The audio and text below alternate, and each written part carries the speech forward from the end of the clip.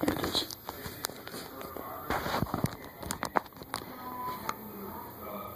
Dan.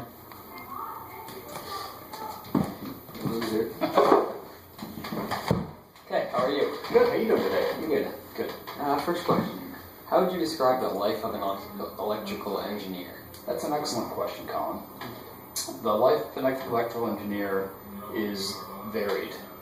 And it could be that you're sitting at a desk all day doing design work. It could be that you're sitting with a team and actually working through problems and working through project schedules.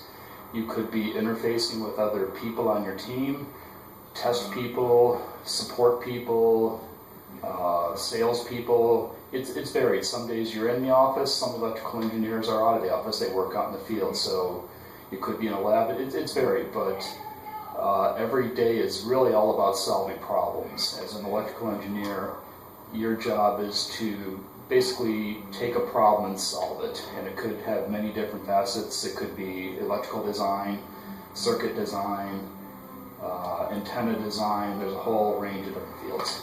Okay, what is some of your favorite parts of your job? Well, the favorite part of my job, I started off as an electrical engineer right out of college, and I really enjoyed doing some design work, having somebody come to me with a problem that needed to be solved. Had to, listen to see what the problem was, understand what the requirements were, and from there I had to develop a solution for that problem. And then once I came up with my solution, I had to work with other teams to test the solution, and it could be that I was working in a lab testing it out, it could be that I had to go out to the field onto an antenna range or many different areas to test out to make sure that your design actually meets the requirements and solves the problem that you were looking to do. So I'd say, the thing that I really like about it best is that every day is a little bit different.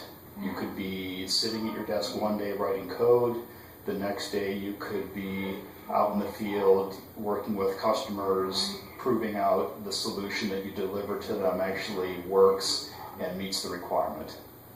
Was there a moment when you knew you wanted to become an engineer? I think, it was sometime in the high school time frame when I was doing a lot of math and science work. I was fairly good at it. I enjoyed doing it. And what I really enjoyed was working on problems. And the thing about math and science is that I found so interesting was that there was always usually a right answer. 1 + 1 = 2. You worked on a math problem, whether it was geometry or algebra, there was always a single outcome that you had to come up with to basically solve the problem. The sciences were very similar, where you had to actually work on a problem and there usually was one outcome. You were looking to get one resolution to your problem. And I enjoyed that. I enjoyed, in the lab, in science, working in labs, working with my hands, working with a lot of different equipment. So when I started looking at schools, I realized that math and sciences were my strengths, and working in labs, building things, solving problems, and that's probably the key thing is being able to take a requirement or a problem area that your customer has and coming up with a solution for it. What do you say an electrical engineer does on a regular basis? Well, there's different types of electrical engineers. Just like, in all the engineering professions, there are different facets, different subdivisions within there. Within electrical engineering, you've got software engineers, so computer and electrical engineers that are actually writing code, writing software. You've got silicon engineers that are actually, or integrated circuit design engineers that are actually building integrated circuits on chips or within computer systems.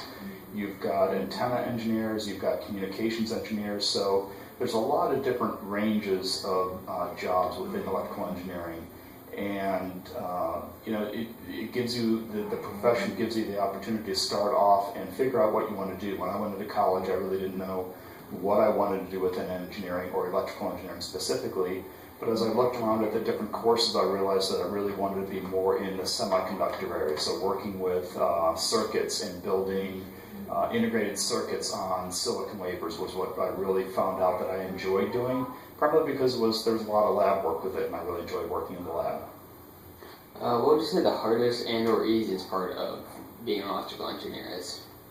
The hardest, some of the problems that you've got to solve are very complex. There are, everything from building a computer system to building a communication system. Your cell phones that you use are all designed and built by a number of electrical engineers. So very complex problems that require you to spend a lot of time actually learning, about new techniques to build products and interfacing with a lot of people. So, some people think that engineers just kind of sit at their desk all day long and actually do, write code.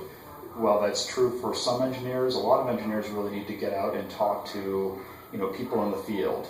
They need to work with customers. They need to work with people inside the organization to understand how their solution is going to fit into the bigger solution. So, yeah, it can be very challenging, but it can also be very rewarding, because what I really enjoyed about it was, again, you've got a singular solution. You need to, come up with solve a problem for a customer, and at the end of the day, you could deliver something to that customer. So that's really what I enjoyed about it.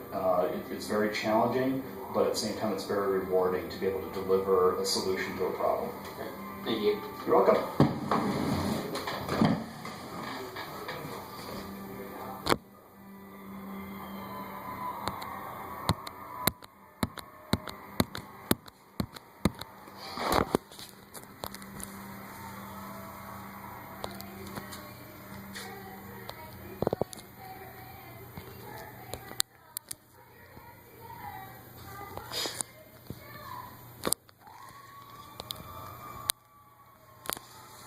That's the bad side of it.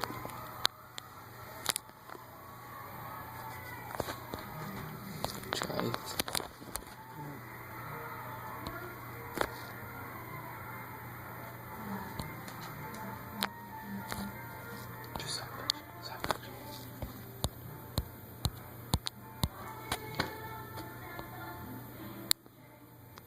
Can you lock your phone last topic? Nope.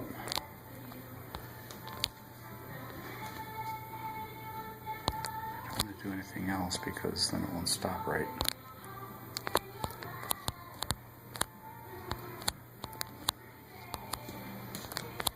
Looks like it's going to.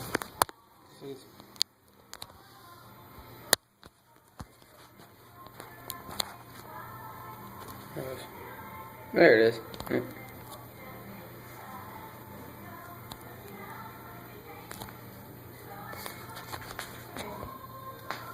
Problem solving at its finest. Mm-hmm. Looks like this whole thing's going to go down now.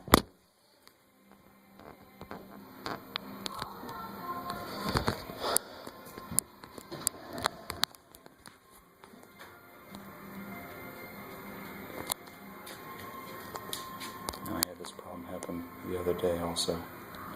And I lost the video after I tried stopping it.